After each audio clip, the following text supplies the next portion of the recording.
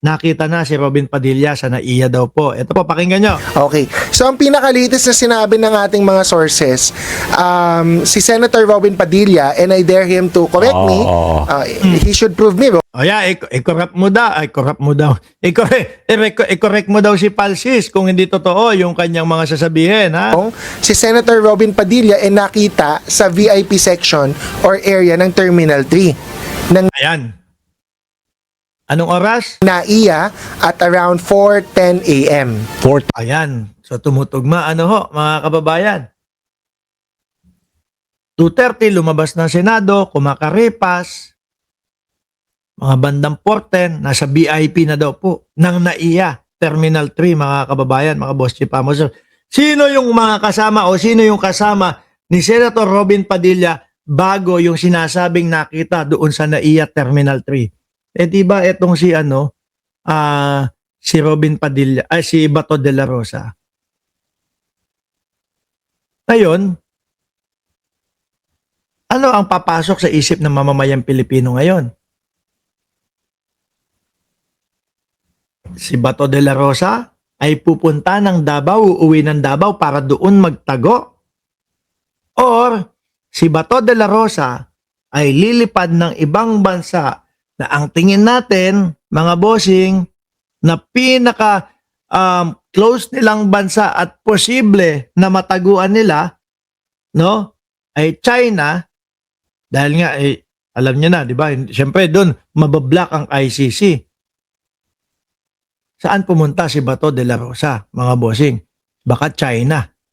10 a.m. Yes. And allegedly, kasama daw niya si Senator Bato de la Rosa. So, ang tanong, Allegedly, kasama daw si Senator Bato de la Rosa. Tugma naman po doon sa timeline mga kababayan Alas 2:30, tapos na mataan na doon sa Terminal 3 sa VIP section si Binoy.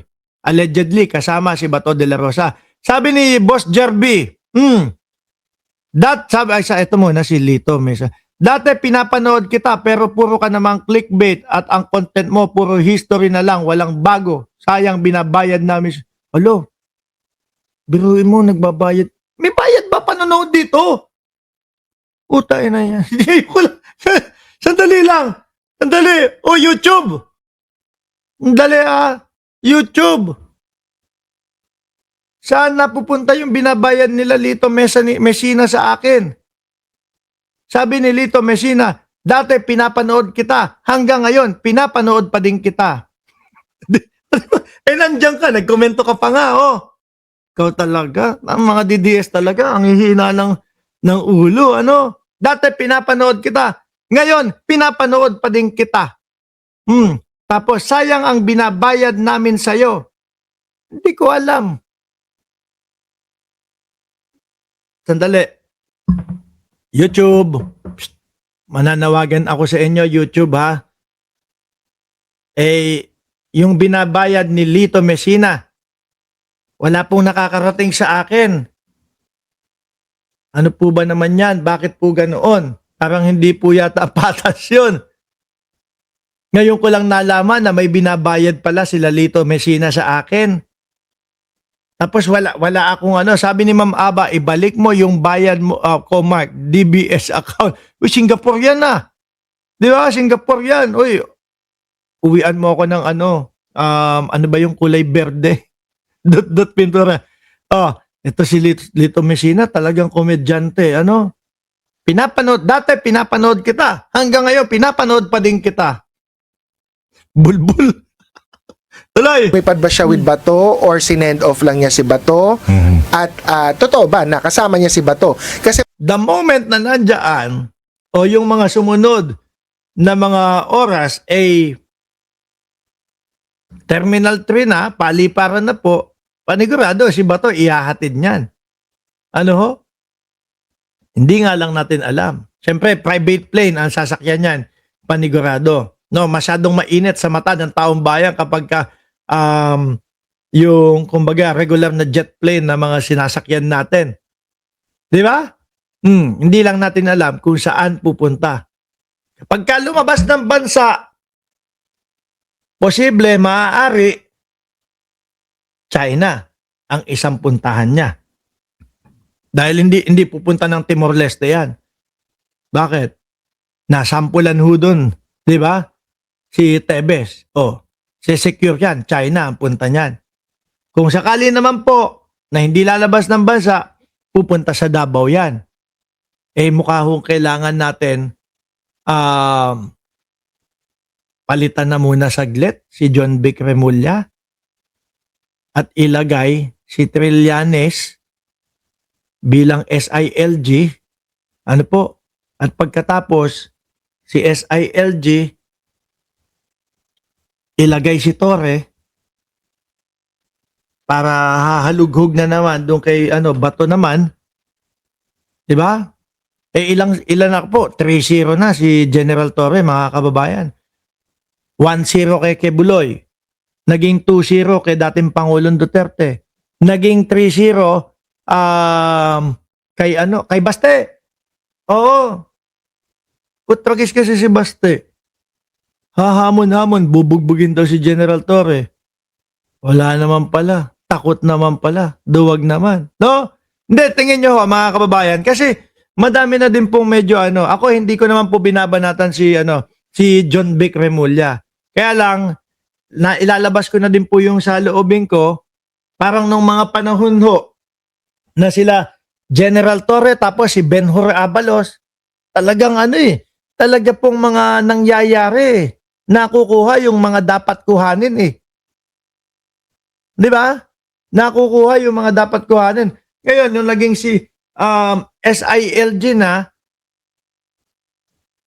si Atong Ang hanggang ngayon, nakakalaya. No? Yun naman po ay hiwalay na istorya. Doon sa mga sabungero naman po yun. Sino pa ba? Sino ba? O eto si Bato. Nakakata. Si Saldico. Di ba? Kapag ang SILG, si Trillanes, sugod na sugod yan, tsaka talagang sisiguraduhin yan na makukuha yung mga yan. Tapos, ang itatalaga niya na mangunguna doon sa operasyon, si General Torre, ay yari na. Sabi ni Jerby, Boss Mark, paano yung sinasabi ni General Torre sa vlog ni Chris Ulo about sa bakit walang Interpol noong isa-serve ng NBI ang warrant of arrest? Hindi ko napanood yun pero ang napanood ko yung mismong ICC nagsasalita na kumpirmado yung warrant of arrest ay totoo. Ano po? Tuloy. On the part of the Senate naman, Sabi ni Ma'am Tess Largado, si Abalos bigyan ng pwesto ulit, no? Malabo pa ho, no? Kasi kung hindi ako nagkakamali, mga bandang June, di ba? Mga bandang June, Mayo o June nung eleksyon. May 1 year ban yan kasi tumakbo siya. So kung sakali, mga after June o July, doon posible ma-activate ulit itong pong si Benhur Abalos. Sabi ni Ma'am Nelly May Mendoza, puros papogi lang, papogi points lang si John Vic, mahinang klase. Yung ganun, yung tipong ganun, sabi ko pa doon dati, astig si John Vic, tingnan mo, tinayuan yung mga rallyista, Tapos, yun din po ang napapansin ko, parang medyo mas madami yung press con, tapos mas madami yung hindi na huhuli. another source said that the logout sheet of Senator Robin Padilla was at 2:35 a.m. So nag-log out na officially si Senator Robin, umalis siya sa Senado 2:35. And then we have the videos and pictures from certain Senate staff which is public at around 12 a.m. or 1 a.m. na si Senator Bato was still in the Senate. Yeah, nakita ko pa rin. Okay? Palabas lang siguro nila yan. Nandito lang sa Senado, si Bato de la Rosa. No? Kumbaga tayo kakampante. Nandun lang sa loob. Okay, sige, tulog na tayo. Pangpakampante ho natin. Tapos, after na, sige na. Aalis na. Sabi ni Ma'am Aba, ang hirap magtiwala sa may masa. Uy, hindi. Kapag ka dito ka, Ma'am Aba, sumandal, nako, panigurado. Tuloy. Mga past 11 parang kausap niya pa yung mga Senate employees, di ba? And yung mga police, kinakamayan niya. Kinakamay niya. Pero actually, he was actually Kumbaga, pampakalma lang ho nila yun sa sitwasyon, mga kababayan. Dahil, tipo bang, eto, may gagawin tayo dito, no? Pero, iwanan mo sila ng litrato na ipapakita na nandito lang para kumampante na sila. Tapos, pagkatapos ng picture na yan, saka tayo sumalungat na. Yung dalawang attorney ni Bato, si attorney Israelito Torion, at saka si Jimmy Bondok, naglalakad doon sa hallway. Ngingisi-ngisi na. Halata na alam na nila na nakalabas na si Bato.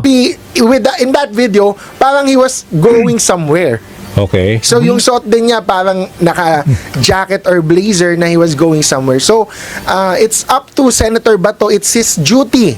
Huwag siyang magalit kung hinahanap siya pag nawawala siya. Huwag siyang magalit pag sinabihan siya, bakit ka andito? Ang tagal niyang nawawala. It's his duty to always tell the people nasan siya. So sa ngayon, hindi siya nakikita sa Senado. Sabi ni Jerby, di daw kasi erekta sa Pinas at wala na tayo sa ICC. Okay. Ganito kasi yan. Ano po? Ang ICC, mga bossing, hindi pwedeng dumiretso sa gobyerno ng Pilipinas o hindi sila makakadiretso doon po sa PNP, mga kababayan, or kung sino man sa gobyerno ng Pilipinas. Ngayon po, ang mangyayari dyan, mga bossing, kagaya din po ito nung kay dating Pangulong Duterte, mga kababayan, na si ICC makikipag-ugnayan doon po sa Interpol at ang Pilipinas po ay kasapi ng Interpol, mga boss chief sir. Kaya, naku po, kapag katinanggihan ng Pilipinas, ang Interpol, baka magtampo sa atin yan. Sasabihin, grabe kayo pag pinapa-aresto nyo sa amin etong sila Tebes, etong sila kung sino-sino, sila Alice Guo, ganun-ganun kayo na nagagawa namin na isurrender sa inyo. Pagkatapos kami na ang hihiling sa inyo, wala Hindi nyo kami sinusunod. Baka magtampo sa atin ang Ganun ang mangyayari dyan. Kaya yung mga DDS, naku, yung sinasabi nyo, wala lang ganito, ganyan. Pag dumaan ang ICC sa Interpol, ang Interpol makikipag-ugnayan sa PNP, Philippine National Police, dahil yan po ay kasapi ng Interpol, wala ka nang magagawa. Ihahatid na din si Bato de la Rosa doon.